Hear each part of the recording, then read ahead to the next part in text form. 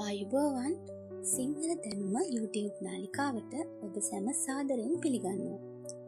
අද අපි සිංහල සාහිත්‍යයේ ප්‍රධාන අංග 5 ගැන සරලව ඉගෙන ගනිමු. සිංහල සාහිත්‍යයේන ප්‍රධාන අංග 5ක් තියෙනවා. ඒ තමයි පද්‍ය සාහිත්‍ය, ගද්‍ය සාහිත්‍ය, නාට්‍ය සාහිත්‍ය, ජන සාහිත්‍ය හා ළමා සාහිත්‍ය වශයෙන්. ඉතින් පද්‍ය සාහිත්‍ය කියන්නේ පද්‍ය යනු කවි, ගී සහ එලි සමය ඇතුළත් සාහිත්‍ය අංගයි. රිද්මය, යති සහ ප්‍රාසය එහි විශේෂ ලක්ෂණ වෙනවා. පැරණි කාව්‍ය සහ නවීන කවි මේ යටතට අයත් වෙනවා. ගද්‍ය සාහිත්‍ය යනු සාමාන්‍ය වාක්‍ය රටාවෙන් ලියන ලද සාහිත්‍යය. නවකතා, කෙටි කතා, රචනා සහ ලිපි ගද්‍ය සාහිත්‍යයට අයත් වෙනවා. නාට්‍ය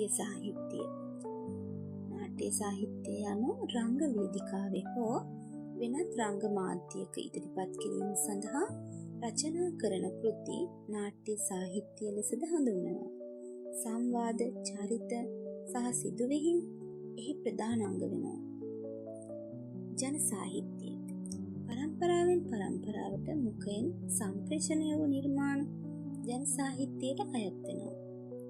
ජන සාහිත්‍ය ජන කතා, ජන ගී, ප්‍රස්තාර පිරුළු සහ ජන කවි ඊට උදාහරණ වෙනවා. ළමා සාහිත්‍ය දරුවන්ගේ වයස සහ අවබෝධයට ගැලපෙන කතා, කවි සහ ගීත ළමා සාහිත්‍ය ලෙස හඳුන්වනවා. එය දරුවන්ට දැනුම, යහපත් ගුණාංග සහ නිර්මාණශීලීත්වය වර්ධනය කිරීමට උපකාර වෙනවා. මේවා තමයි සිංහල සාහිත්‍යයේ ප්‍රධාන අංග. ඔබට මෙම වීඩියෝ ප්‍රයෝජනවත් නම් ලයික් කරන්න, ෂෙයා කරන්න සහ සිංහල දැනුම නාලිකාව සබ්ස්ක්‍රයිබ් කරන්න. ඊළඟ වීඩියෝවෙන් සිංහල සාහිත්‍යයේ ඉතිහාසය ගැන අපි කතා කරමු. ස්තුතියි.